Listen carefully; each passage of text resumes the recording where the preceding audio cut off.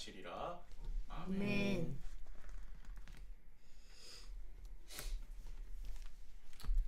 할렐루야. 아멘. 오늘도 우리 히즐라이프 처치는 하나님께 최고의 예배를 드리길 소망합니다. 아멘. 자, 우리 다시 한번 인사해 볼까요? 해피 이스터. 해피 이스터. 예수님께서 부활하셨습니다. 예수님께서 부활하셨습니다. 예수님께서 승리하셨습니다. 예수님께서 승리하셨습니다. 예수님의 승리는 바로 우리의 승리입니다. 예수님의 승리는 바로 우리의 승리입니다. 예수님께서 승리하셨다면 예수님을 믿고 따르는 이들 또한 승리한 것입니다. 예수님께서 이루신 그 승리가 다른 사람의 승리가 아니라 바로 우리의 승리라는 것을 잊지 않으셨으면 좋겠습니다. 오늘 하나님께 드리는 부활절 예배를 통하여 거듭남과 부활의 신앙이 우리 히즐라이프 처치 한 분 한 분에게 굳건히 세워지기를 예수님의 이름으로 축복합니다. 아멘. 여러분, 우리가 3월 첫째 주에 거듭남에 대해서 말씀을 나눴었습니다. 자, 거듭남에 대해서도 뭐 한두 번 설교를 듣고 내가 그것을 어떠한 책을 읽었다고 해서 거듭남이라는 것 자체가 완전히 나에게 확신이 서고 그리고 지식적으로나 그 모든 것으로 완전히 소화하기는 어렵습니다. 그래서 매번 반복하면서 그 의미가 어떤 의미인지, 거듭남이 무엇인지, 예수님께서 왜 니고데모에게 거듭남을 말씀하셨는지 늘 반복해서 들어야 하는 것이죠. 저 또한 마찬가지입니다. 지속적으로 공부하고 노력하고 또 묵상하고 연구를 하는 것이죠. 그런데요, 거듭남은 알겠는데 또 거듭남도 어려운데 부활은 또 무엇입니까? 부활은 그냥 죽어서 다시 사는 것입니까? 죽어서 다시 사는 거라면은 부활의 첫 열매가 되셨다고 예수님께서 말씀하셨는데, 자, 부활의 첫 열매가 예수님이라면 죽었다 사는 것이 부활이라면 예수님 이전에 부활한 사람이 있습니까? 없습니까? 있어요. 있죠. 성경에서는요, 나사로도 죽었다가 다시 살아나지 않았습니까? 그리고 유두고라는 사람도 있습니다. 바울이 얼마나 설교를 잘했는지 깜빡 졸아서 2층에서 떨어졌어요. 그래서 죽습니다. 그것을 바울이 다시 살리죠. 그러면 죽어서 다시 살아난 것이 부활이라면 예수님께서 죽어서 살아나셨는데 어떻게 부활의 첫 열매라고 말씀을 하실 수 있겠습니까? 이전에 부활한 사람이 있는데, 그렇다면 부활은 단순히 죽어서 살아나는 것이 아니라는 것을 우리가 알 수 있습니다.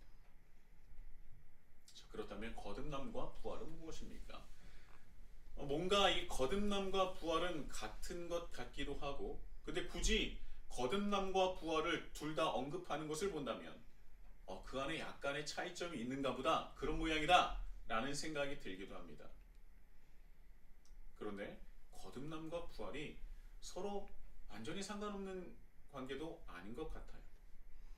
거듭남, 부활. 자, 거듭나는 것이 어떤 의미라고 했습니까?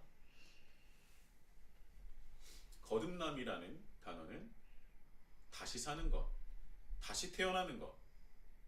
그럼 부활은 뭐죠? 다시 사는 것, 다시 태어나는 것 아닙니까? 그렇죠. 거듭남도 그렇고 부활도 그렇습니다. 둘 다 말이 됩니다. 그런데 차이점이 있겠죠. 부활과 거듭남은 무엇일까요? 지난 3월 첫째 주에 거듭남에 대해서 우리 히즐라이프 처치는 은혜를 나누었는데요. 요한복음 3장 3절에서 5절입니다.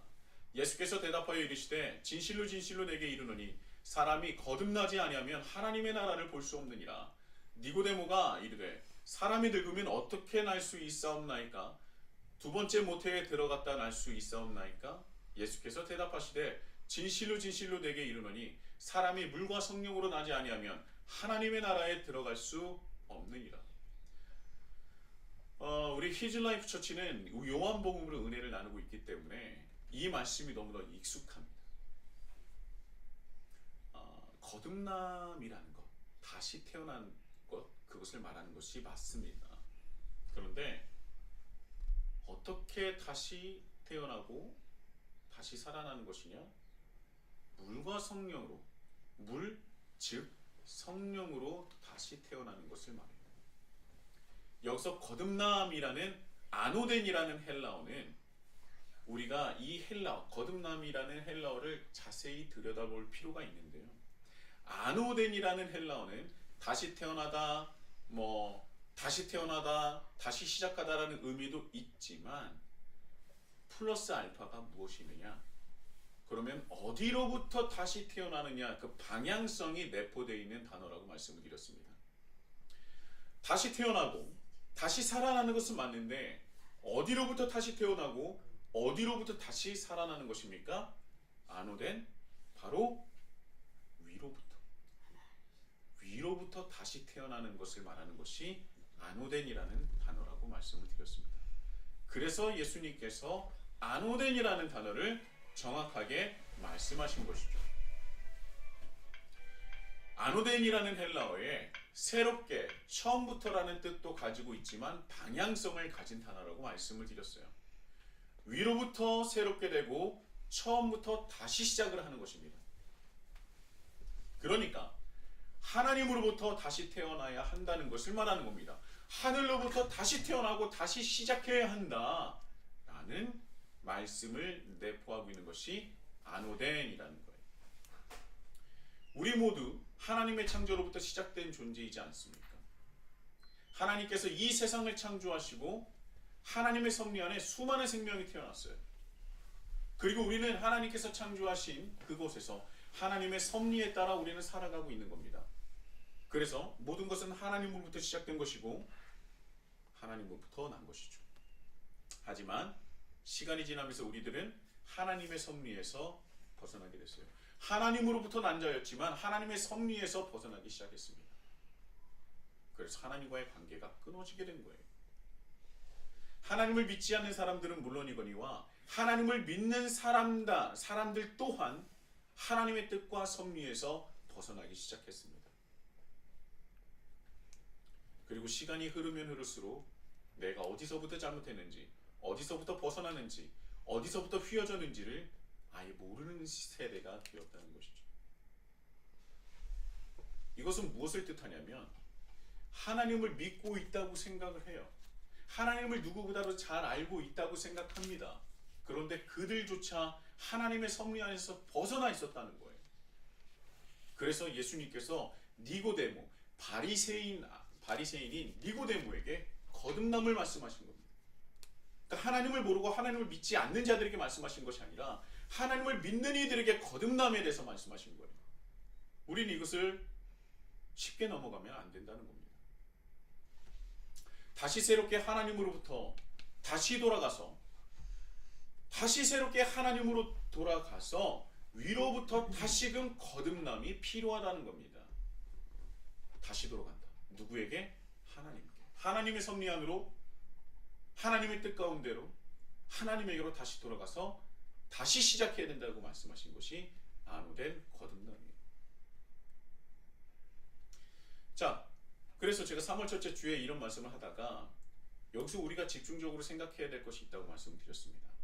우리가 그리스도인들이 되면, 우리가 교회를 다니고 세례를 받고 그리스도인 안에 모임에 가게 되면 우리가 흔히 듣고 말하는 것이 있죠.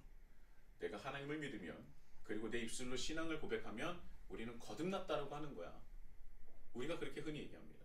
그저 내가 하나님을 믿고 내 입술로 신앙 고백하고 세례를 받으면 거듭났다라고 얘기를 합니다. 그러면 이것이 거듭난 것이 맞습니까? 내가 하나님을 믿는다고 생각하고 하나님의 존재를 인정하고 그리고 내가 세례를 받으면 거듭난 것이 맞습니까? 아니라는 거예요. 아니, 아닐 수도 있다는 거예요. 니고데모조차 누구보다도 하나님을 잘 믿고 따르고 있다고 생각했던 사람입니다. 그런데 그런 니고데모에게 거듭남을 말씀하셨다는 것을 우리가 잊지 말아야 한다는 거예요. 우리가 이 시대에 니고데모가 될 수 있다는 것이죠. 그러나 저는요, 누구보다도 니고데모가 많다고 생각합니다. 니고데모는 다른 사람과 다릅니다. 다른 바리새인들과 달라요. 예수님에 대한 존재를 인정했습니다. 그리고 궁금했어요. 그러나 석연찮은 부분이 있었던 것 같습니다. 메시아 같은데 이 수많은 선지자들 통해서 예언된 모든 그런 것들이 다 성취되고 예언들이 성취되고 있는데 왜 이는 내가 알고 내가 원하는 모습으로 안 오셨지? 왜 성전을 모독하시지? 왜 우리를 인정하지 않지?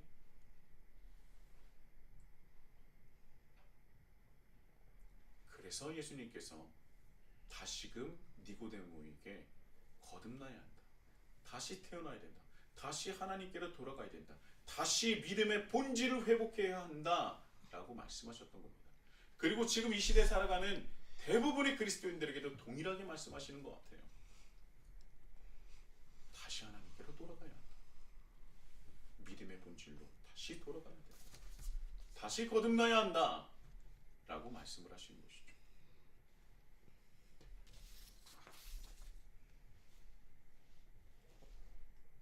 예수님은요 니고데모에게 너는 하나님을 믿고 있으니 너는 바리새인이니 거듭났다 라고 말씀하시지 않았어요.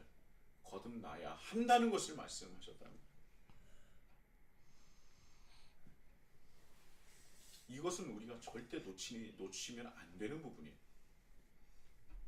거듭남이라는 것은 그저 내가 하나님의 존재를 인정하고 이해하고 있더라도 그리고 그것을 내 입술로 고백했다 하더라도 세례를 받았다고 해서 이루어지는 것이 아닙니다. 그렇다면 거듭남의 증거는 무엇입니까? 더 나아가서 그러면 거듭남이라는 것이 무엇입니까? 자, 거듭남의 원리는요. 요한복음 3장 5절의 말씀 물과 성령이에요. 물, 즉 성령입니다. 여기서 이 물, 성령, 물의 성령, 이 성령의 여러 가지 속성 중에 물의 속성이 있죠. 그렇다면 예수님께서 말씀하시는 물의 속성의 성령은 어떤 것을 뜻하는 겁니까? 제가 에스겔 36장 25절에서 27절에 잘 나와 있다고 말씀을 드렸었죠. 다시 한번 제가 말씀을 드려보겠습니다. 맑은 물을 너희에게 뿌려서 너희로 정결하게 하되 곧 너희 모든 더러운 것에서와 모든 우상 숭배에서 너희를 정결하게 하게 할 것이며 또 새 영을 너희 속에 두어 새 마음을 너희에게 주되 너희 육신에서 굳은 마음을 제거하고 부드러운 마음을 줄 것이며 내 영을 너희 속에 두어 너희로 내 율례를 행하게 하리니 너희가 내 규례를 지켜 행할지라. 그래서 이 물 속성의 성령의 첫 번째 특징이 뭐라고 했죠? 기능이 뭐라고 했어요? 첫 번째로 정결하게 합니다. 물의 성령은 우리를 정결하게 해줍니다.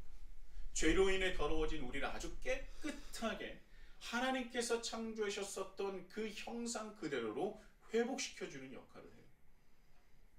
하나님께서 창조하셨던 그 모습 그대로 하나님의 형상대로 창조하셔서 하나님 보시기 심히 좋았더라라고 그렇게 칭찬을 들었던 그 모습으로 정결케 하게 하여 회복시켜 준다는 겁니다. 그리고 두 번째는요. 물의 성령은 우리에게 새 마음을 심어줍니다. 우리를 정결케 해줬어요. 그리고 그것이 끝나는 것이 아니라 우리에게 그것을 유지할 수 있는 새 마음을 불어준다는 겁니다. 예전에 제가 우리 아들이 어렸을 때 정말 깨끗하게 예쁘게 목욕시키고 깨끗한 옷을 입히고 교회를 갑니다. 그런데 그 아이가 너무나 깨끗해서 아름답고 너무나 좋았어요. 근데 그 아이가 밖에 나가자마자 비가 고여있는 웅덩이에 굳이 점프해서 들어갑니다. 순식간이라 뭘 어떻게 할 수가 없어요. 그 한 번 꾸정물에 들어가는 통에 그 새하얘 있었던 옷과 몸이 순식간에 다시 더러워집니다. 열받죠. 내가 너를 어떻게 씻겼고 내가 너를 어떻게 입혔는데 이제 빨리 교회를 가야 되는데 한숨이 나옵니다. 그런데 어떻게 해요? 그 꼴로 교회 갈 수 있습니까? 아니죠. 다시 그 아들을 붙잡은 건지 돌돌 말아서 가는 건지 모를 만큼 빨리 집에 돌아가서 다시 어떻게 됩니까? 다시 씻기고 다시 입혀야 돼요. 중요한 것은 물의 성령으로서 첫 번째 정결함을 받는 것도 너무나 중요하지만, 그리고 그것을 다시 이제는 새 마음을 먹어 그 몸을 유지하는 게 중요하죠. 그래서 그 마음을 유지할 수 있도록, 또한 그 몸과 영을 유지할 수 있도록 우리에게 무엇을 주신다? 새 마음을 주신다.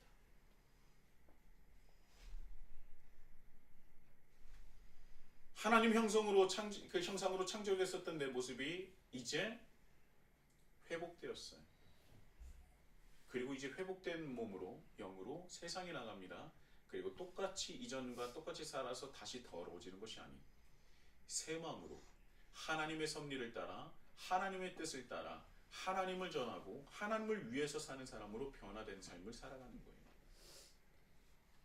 그러기 위해서는 내 자신을 버리고 내 욕망을 내려놓고 내 삶의 주인은 오직 하나님이라는 것을 고백하고 실제로 하나님만을 위해서 살아가는 존재가 된다는 겁니다. 그것이 사람의 원래의 존재의 이유죠. 그것을 본질을 회복하는 거예요. 이제까지 나 중심으로 해서 나를 위해서 살아왔다는 것이 죄라는 것을 깨닫게 되어서 이제 하나님을 위해서 살아가는 존재가 된다는 겁니다. 여러분, 다른 것이 우상숭배라고 안 했어요. 내가 이 땅에 태어나 나를 위해서 살아간다면 그 내가 바로 우상이 된다는 것입니다. 하나님의 형상이 아닌 나의 형상으로 살아가는 거예요. 인간의 형상으로 살아가는 거예요. 나를 위해서 살아가는 존재, 내 인생을 내 기쁨과 내 즐거움과 내 만족을 위해서 살아가는 존재, 그것이 바로 우상숭배라는 겁니다. 우리는 그렇게 살기 위해서 창조된 존재가 아니에요. 다른 동물들과 다르게 하나님의 형상으로 창조되었습니다. 하나님의 형상, 즉 하나님의 뜻을 온전히 깨닫고 그것을 하나님의 섭리와 뜻을 이 세상 가운데 그대로 이뤄내고 드러낼 수 있는 존재, 하나님의 섭리로 이 땅을 지켜내고 하나님의 창조 세계를 지켜내고 유지할 수 있는 존재, 누구의 뜻대로? 하나님의 뜻대로. 그것이 바로 하나님의 형상 아닙니까? 그런데 그 자리에 하나님의 형상이 아닌 인간의 형상이 준다면 하나님의 뜻과 하나님의 섭리가 이 땅에 이루어지는 것엔 관심이 없습니다. 무엇에 관심이 있어요? 내 만족과 내 기쁨과 내 즐거움만 바라게 되는 거예요. 그것이 사단이 우리를 공격하는 가장 기가 막히고 효과적인 공략법입니다. 그래서 나는 교회를 다녀도 세례를 받아도 내가 교회에서 봉사를 하더라도 내 본질이 바뀌어 있어요. 누구를 위한 나로요? 나를 위한 나로. 그래서 예수님은 그들을 향해 뭐라고 말씀하시냐면 거듭나야 된다라고 말씀하시는 겁니다. 새 마음은 정결해진 물의 성령으로 정결해진 나를, 그 깨끗한 나를 유지하는 마음이 바로 새 마음이에요.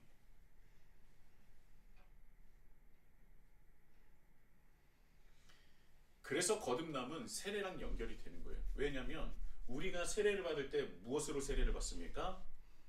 머리에다 뭐를 이렇게 물. 이제 하죠? 물이죠. 네. 성수를 뿌리면서, 원래는 침례로 원래 물에 완전히 잠겨야 돼요. 숨이 멈춰져야 됩니다. 죽는 것을 뜻하니까. 이전에 내가 죽는 것을 뜻하는 게 침례가 맞는데 우리 장로교는 침례를 하지 않고 성수를 머리에 3번 뿌리죠. 자, 세례가 그래서 거듭남과 연결이 되어 있는 것입니다.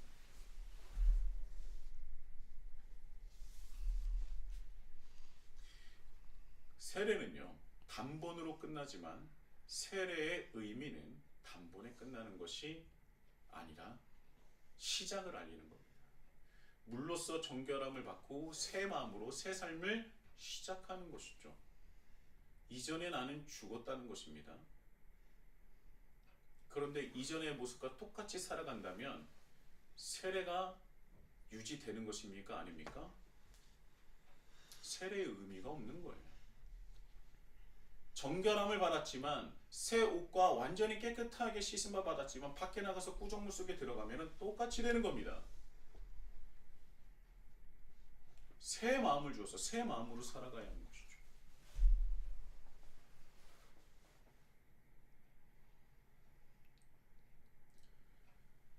우리가 물로서 정결함을 받으면, 물의 성령으로서 정결하게 받으면 우리 안에 있는 인간의 형상이 사라지고 하나님의 형상으로 다시 회복하는 거예요. 그래서 이전의 것이 죽었기 때문에 부활의 속성이 어느 정도 있는 겁니다. 그러나 거듭남과 부활은 다르죠. 이제는 거듭남에서 조금 알겠습니까? 네. 또 한 2주, 3주 뒤에 얘기하면 또 잊어버려요. 그럼 2주, 3주 뒤에 또 얘기하면 됩니다.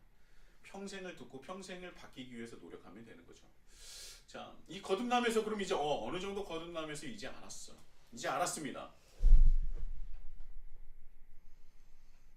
그렇다면 부활은 뭡니까?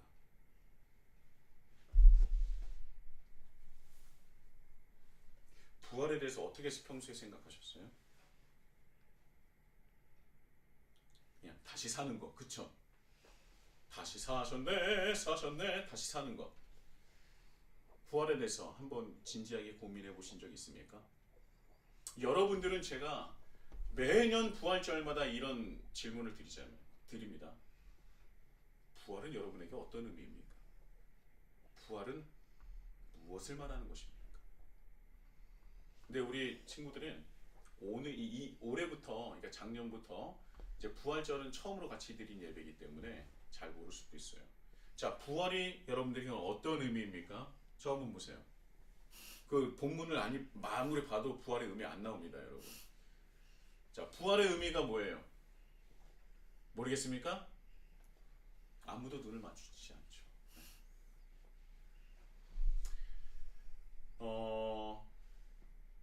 부활은요, 예수님께서 죽은 자 가운데서 다시 사신 부활이라고 얘기를 하죠. 사망 권세를 이기시고 죽음의 사슬을 끊으시고 부활하셨습니다. 그리고 그 부활은 예수님으로 끝나는 것이 아니라 우리에게도 허락하셨다는 것이 정말 놀라운 은혜고, 우리는 이 은혜에 대해서 놀라지 않을 수가 없어요. 예수님께서 이루신 부활은 예수님으로 시작해서 예수님으로 끝나는 것이 아니라 예수님을 믿고 따르는 이들에게도 허락하셨다는 겁니다. 그래서 예수님께서 이루신 승리는 예수님 믿고 따르는 이들에게도 허락하신 승리이자, 더 나아가서 예수님께서 이룩하신 부활은 예수님을 믿고 따르는 이들에게도 주시는 동일한 부활이 있다는 것입니다. 그래서 오늘 말씀을 보면 이렇게 바울은 말합니다. 그의 죽으심을 본받아 어떻게 해서든지 죽은 자 가운데서 부활에 이르려 하노니 라는 말씀을 하고 있어요. 바울이요, 어떻게 해서든지 부활에 이루고자 한 사람이라는 것을 우리는 오늘 말씀을 보고 알 수가 있습니다. 그러니까 바울은요, 난 이제 부활의 증인이고 나는 이제 앞으로 부활할 거야, 나는 앞으로 예수님을 믿으니까 부활할 사람이야라고 말하는 것이 아니라 어떻게 해서든지 죽은 자 가운데서 부활에 이르려고 했던 사람이 바울이라는 거예요. 자, 이 바울의 고백으로 본다면 우리는 한 가지 알 수 있습니다. 부활이라는 것은 이루어간다는 거예요. 부활은 이루어가는 거예요. 부활을 이루기 위해서는 무엇이 필요하느냐? 바로 오늘 본문 말씀 10절입니다. 고난에 참여함을 알고자 하여 그의 죽으심을 본받아. 부활을 이루기 위한 방법이 무엇입니까? 바로 고난에 참여하는 것. 그것이 바로 무엇입니까? 예수님의 십자가의 길을 본받는 것. 그것이 바로 부활을 이루는 방법이라는 거예요.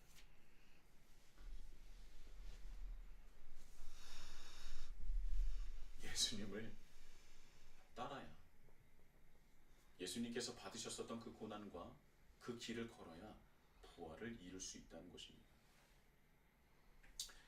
그래서 여기서 또 바울은 더 나아가서 그것을 풀어서 해석해 줍니다. 이미 얻었다 함도 아니요. 12절입니다. 이미 얻었다 함도 아니요. 온전히 이루었다 함도 아니라. 무엇을 이미 얻었다 할 것도 아니고 온전히 이루었다 함도 아니라고요? 어떤 것을요? 부활을. 부활을 이미 이루었다, 이미 얻었다 함도 아니라고 바울이 말합니다. 그래서 더 나아가 부활을 이루기 위해서 무엇을 해야 한다는 거예요? 12절입니다. 오직 내가 그리스도 예수께 잡힌 바 된 그것을 잡으려고 달려가노라. 그러니까 바울은요, 어떻게든 부활에 이르기 위해서, 온전한 부활을 이루기 위해서 그는 끝까지 달려가겠다. 어떤 길을? 예수님께서 걸으셨던 그 길. 오늘의 말씀이 요체는 바로 그것입니다. 그래서 우리가 잘 알고 있는 말씀이죠. 14절에 나오는 표대입니다. 표대는 부활을 의미하는 거예요. 어떻게든 부활에 이르기 위해서 그 표대를 향해서 끊임없이 내가 달려가겠다. 그 뒤에 나오는 부름의 상을 위하여 달려가겠다라는 것이죠. 이 부름이라는 것은 부르심, 나를 부르셨고 나에게 사명을 주셔서 나를 부르셔서 너무나 감사하고 내가 그것을 잘 감당하겠다라는 뜻도 있을 수도 있겠지만, 여기서 부르심은 뭐냐면 종말론적일 말하는 거예요. 예수님께서 나를 부르셨어요. 언제? 우리가 예수님을 언제 만납니까? 종말 때나 우리가 죽었을 때, 그때를 말하는 거예요.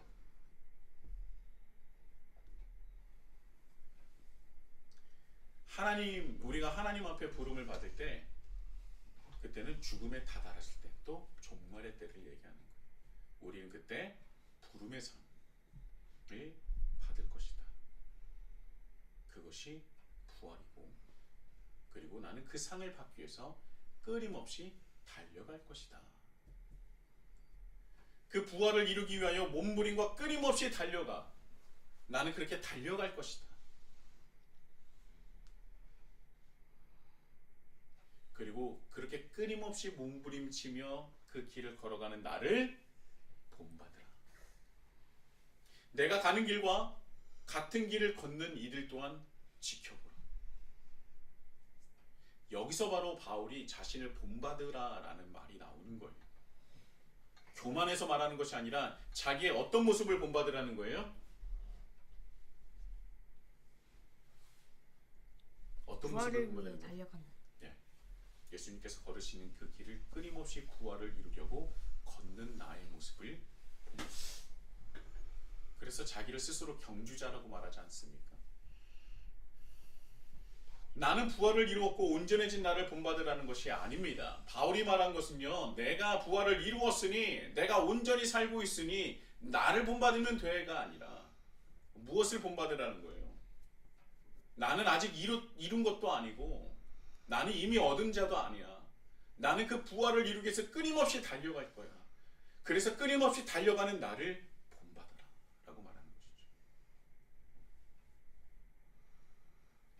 바울이 오늘 말씀에서 부활에 이르러야 한다, 끊임없이 달려야 한다, 그 길을 걸어야 한다, 나 또한 온전하지 않고 온전함을 위해서 부활에 다다르려고 다름질하는 사람 중에 한 사람이다, 그것을 고백한 거예요.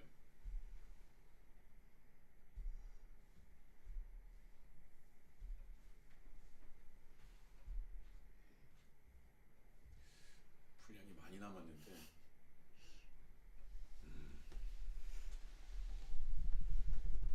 자, 바울이 왜, 빠르게 하겠습니다. 바울이 왜 이 부활에 대해서, 나는 이미 얻은 자가 아니다, 부활은 이미 얻은 자가 아니야, 나는 부활을 이미 이룬 자가 아니야 라고 그렇게 강조하면서 말을 했을까요? 초대교회 때 부활에 대해서 논쟁이 심했었습니다. 제가 예전에 이런 말씀 드린 적 있어요. 문제입니다. 선물이 있을 수도 있어요. 부활에 대해서 갑자기 눈이 반짝반짝해지니까 기분이 나쁘려고 하는데, 방금 전까지는 눈에 메가리가 없었는데 갑자기 눈이 반짝반짝합니다. 자, 부활에 대해서 사두개인과 바리새인은 똑같은 입장을 가지고 있었습니까? 다른 입장을 가지고 있었습니까? 다른 입장. 사두개인은 아니 다른 입장이에요? 같은 입장이에요? 다른 다른 입장이에요. 입장이에요. 그 설명할 수 있어요? 네. 네. 네, 한번 해보세요. 사두개인은 부활을 믿지 않았고 바리새인은 부활을 믿었습니다. 너무 잘 알고 있어서 선물은 없는 것으로 하겠습니다. 너무 쉬운 문제였다. 정확합니다. 예, 선물 드리도록 하겠습니다. 정확해요. 사두개인은 부활을 믿지 않습니다. 그런데 반대로 바리새인은요 부활 신앙을 믿어요. 절대 사두개인은 부활을 인정하지 않습니다. 사두개인들은 부활 자체를 믿지 않았어요. 믿고 싶지 않았습니다. 왜냐하면 사두개인들은 이 당시에 가장 큰 권력과 힘을 가진 자들이었어요. 그래서 자신들이 이 권력을 가지고 있고 가장 힘의 정점이 있는 이 세상이 바뀌기를 원하지 않았습니다. 그래서 부활을 하게 되면 자기의 신분과 자기의 힘과 이 모든 것들이 바뀔 수도 있고 그 변수가 될 수도 있기 때문에 부활이 있으면 안 됐습니다. 자신들의 신분과 위치가 변하지 않기를 바랬던 것이죠. 그래서 바리새인들과 함께 하는 듯 보이지만 본질적으로 사두개인과 바리새인들은 목적이 달랐어요. 그 당시 권력을 놓치지 않기 위해서 대제사장의 대부분이 사두개인 안에서 배출되었습니다. 권력 지향형입니다. 부활이라는 것은 다른 세계라는 것은 사두개인에게 있어서 가장 큰 막아야 할 변수였던 거예요. 왜냐하면 변하게 되면 자신들이 이 힘을 유지하면서 통제하지 못할 거라 생각했기 때문에 사두개인들은요 부활을 인정하지 않았습니다.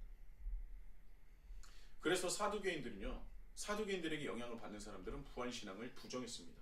그래서 부활에 대한 논쟁이 굉장히 심했어요. 그런데 또 하나의 부활 논쟁이 있었습니다. 두 번째는 부활이 이미 이루어졌다는 사람이 있는 거예요. 나는 이미 영적으로 부활했어. 모든 것이 다 부활이 완성되었다는 겁니다. 정확히 말해서 부활이라는 것이 확정되었다는 거예요. 그렇다면 내 부활이 확정됐다고 하는데 그럼 무엇으로부터? 내가 어떤 일로부터 내 부활이 확정된 것입니까? 그들이 말하는 게 예수 그리스도의 십자가로서 나의 예수님의 십자가 사역으로 말미암아 나의 부활까지도 내가 믿기만 하면 부활까지도 확정되었다라는 겁니다. 이 말은 굉장히 은혜가 되고 좋지 않습니까? 예수 그리스도의 십자가 사역으로 말미암아 예수님의 은혜로 말미암아 나의 부활까지도 확정되었다. 뭔가 예수님의 사역을 십자가 사역을 더 높이는 것 같고 더 찬양하는 것 같고 더 존중해 주는 것 같아요. 이렇게 믿어야 예수님의 십자가 사역을 더 높이는 것 같습니다. 더 잘 믿는 것 같고 믿음이 좋은 것 같아요.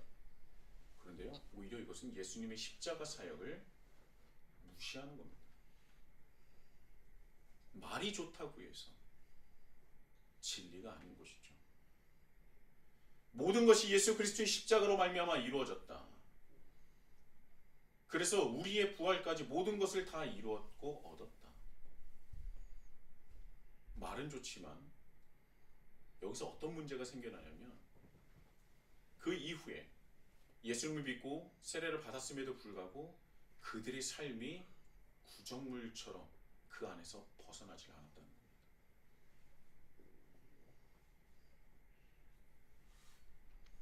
그리고 그래도 뭔가 변하긴 했어요. 그런데 더 나가서 가만 보니까 저 사람이 어떻게 변합니까? 그 신앙이 개인 구원에만 멈추게 되는 거예요. 내가 구원받으면 끝난 겁니다. 내가 부활신앙, 내가 예수님을 믿어서 나는 부활까지 모든 것을 확신으로 받았다. 그랬더니 모든 것이 끝난 거예요. 그래서 내가 구원받으면 모든 것이 끝난 겁니다. 개인 구원에게만 모든 것이 기독교가 멈추게 되는 기독교의 본질과 벗어난 모습이 보이기 시작했다는 거예요.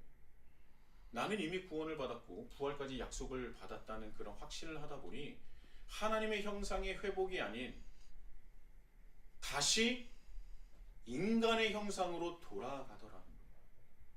그러니까 내가 구원을 받았으니까 나는 구원을 받았으니까 끝났다는 거예요. 그리고 나는 그 구원에 대한 기쁨과 만족을 누리면서 살면 된다는 겁니다. 근데 여기서 중요한 것이 무엇이냐? 문제가 무엇이냐? 그러면 예수님께서 우리에게 맡겨주신 사명은, 복음을 전해야 하는 것은요, 우리가 따라야 할 예수님의 삶은요, 어디 간 것입니까? 복음을 전할 때 그저 예수님을 믿으라고 말하고 교회에 보내는 것이 전부가 아니지 않습니까? 여러분, 초대교회에서 어떻게 복음이 전파되었습니까? 복음은 그렇게 예수님을 믿고 새 마음을 가지고 달라진 삶을 살아가는 이들을 통해서 복음이 전파된 거예요. 대표적인 예가 안디옥 교회죠. 그들이 그 머나먼 그 핍박받아서 머나먼 땅에 정착하며 살아가는데 얼마나 많은 것들이 부족하고 얼마나 많은 것들이 결핍이 있었겠습니까? 그런데 그들이 그 안에서 정결함을 받고 새 마음을 받아 새 마음으로 살아가다 보니 안디옥 지역에 있었던 수많은 이방인들이 처음엔 배척하고 무시하고 조롱했지만 나중에는 그들의 삶을 보니까 내 자신이 부끄러워지고, 내가 저들보다 훨씬 더 나은 형편인데도 불구하고 저들이 나보다 훨씬 더 행복하고 즐겁고 기쁨으로 살아가는 모습을 보면서 저들은 무엇이 있기에 이런 척박한 생활 속에서도 저렇게 기쁘게 살아갈 수 있는 것인가? 이방인들이 궁금해진 거예요. 그들의 삶을 본받고 싶어하는 겁니다. 그래서 이런 기록도 있다 그래요. 어떤 기록이냐면, 나는 됐어. 그런데 내 자녀는 그리스도인들과 함께 지냈으면 좋겠어. 이런 기록들이 있더라는 겁니다. 나는 그런 삶을 못 살겠어. 그런데 내 자녀들은 저런 선한 사람들과 같이 지냈으면 좋겠어. 그렇게 복음이 전하됩니다.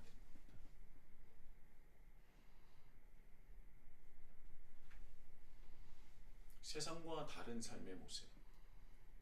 나는 이렇게 살아가는데 예수님을 믿는 그리스도인들은 너무나 다르게 살아간다는 거예요.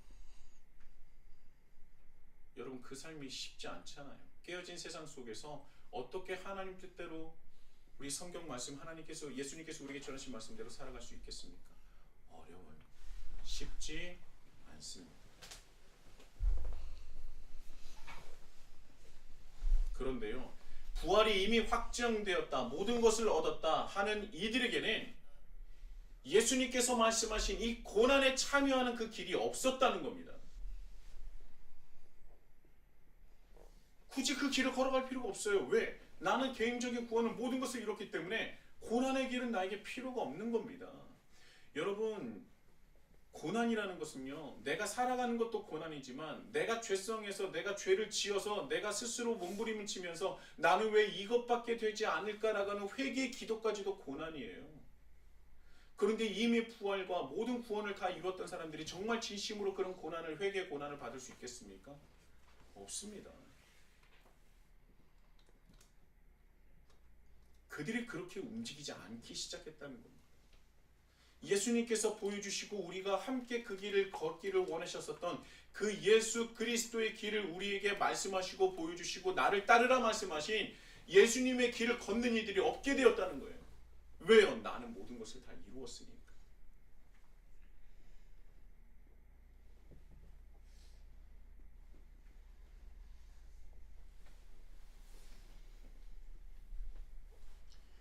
그런 분들은요, 이런 얘기를 하면 어떻게 예수님께서 이루신 십자가 사역을 그렇게 폄훼하고 예수님께서 이루신 것을 그렇게 이루신 것이 아니다라고 말할 수 있느냐라고 공격하는데요, 그들이 말하는 건 다 틀렸습니다.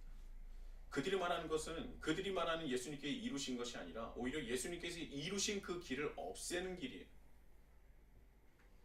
예수님께서는 먼저 가신 그 길을 따르라고 말씀하셨지 그 길 앞에서 가만히 서 있으라 말씀하시지 않았습니다. 너희가 정결함을 받아서 온몸과 몸이 깨끗하여 전 다음에 네 집안에서 절대 나오지 말아라가 아니라 네가 그 옷을 입고 깨끗해져서 저 악의 구렁텅이에 들어가서 너의 깨끗함으로 그들도 깨끗하게 만들어라 라고 말씀하신 것이죠.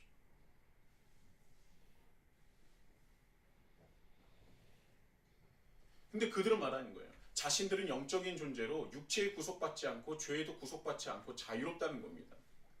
그래서 그들은 자기는 죄에 대해서 자유롭다고 얘기해요. 아니 바울도 이루지 못한, 바울조차 상상하지도 못한 경지를 어떻게 그들이 이루는 것입니까? 바울은 늘 스스로를 경주자라고 했어요. 끝까지 달려가는 경주자입니다. 표대를 향한, 부활을 향한 경주자로 끝까지 달려갈 것을 다짐하고 결단해요. 그리고 어떻게든 부활에 이르기 위해서 그 길을 걷고 또 달리는 사람인 것입니다. 그리고 그 길을 예수님께서 걸으셨던 그 고난의 길이라고 해야 돼요. 그리스도인은 많이 참아야 합니다. 인내해야 합니다. 용서해야 합니다. 나눠주어야 합니다. 헌신해야 됩니다. 섬겨야 합니다. 더 많은 것들을 덮어주고 더 많은 것들을 안아주고 더 많은 것들을 내어주어야 합니다. 여러분 이게 고난의 길이죠. 기쁨도 있을 것입니다. 우리가 그 길을 걸을 때는 하나님께서 나와 함께 하신다는 것을 우리가 느끼기 때문에 세상이 줄 수 없는 가장 큰 기쁨을 누릴 수 있어요. 하지만 그 길은 고난의 길로서 쉽지 않은 길입니다. 그래서 예수님께서 말씀하시길 좁은 문으로 들어가라고 한 것이죠.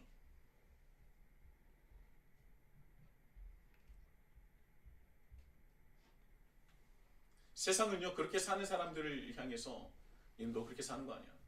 그렇게 살면 다 손해보는 거야.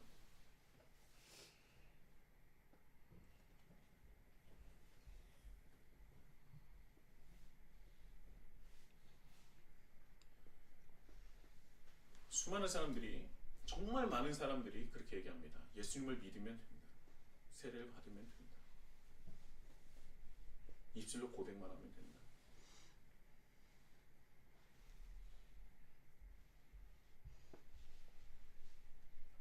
그 모든 것을 예수님께서 십자가에서 다 이루셨다. 그래서 부활로서 모든 것을 확증하셨다. 말은 좋죠. 그러나 여러분들의 신앙을 무너뜨리는 겁니다. 예수님께서 걸으셨던 그 길을 없애버리는 길이에요. 우리는 이것을 경계해야 하는 것입니다. 예수님의 사역을 가장 높이 듯하며 예수님의 길과 멀어지게 하는 거라는 거예요. 예수님의 사역을 가장 높이는 척하지만 결국은 예수님께서 걸으신 그 길과 우리를 멀어지게 만드는 겁니다. 부활은 예수님께서 이루셨어요. 그리고 우리에게 말씀하십니다. 너희도 그 길을 따르라. 그리하면 내가 너와 함께하여 부활에 참여하는 놀라운 은혜를 누리게 하겠다. 이것이 예수님께서 우리에게 오늘 이 시간 말씀하시는 것이겠죠. 우리는 바울과 같이 예수 그리스도의 죽으심을 본받아 어떻게 해서든지 죽은 자 가운데서 부활에 이르려는 부활의 신앙을 가지고 살아가야 합니다. 여러분들이 알고 있었던 부활은 어떤 것이었습니까? 여러분들은 부활을 이루고 계십니까? 아니면 그 길을 걷기를 주저하고 계십니까? 우리는 바울처럼 예수님의 길을 걷는 그리스도인이 되어야 합니다.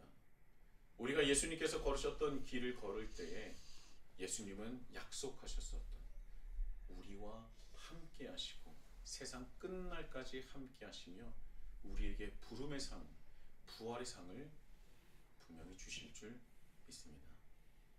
예수님의 그 길을 함께 걸으시며 하나님과 하나님 나라의 확장에 동참하시는 우리 히즐라이프 처치가 되시길 예수님의 이름으로 축복합니다. 아멘.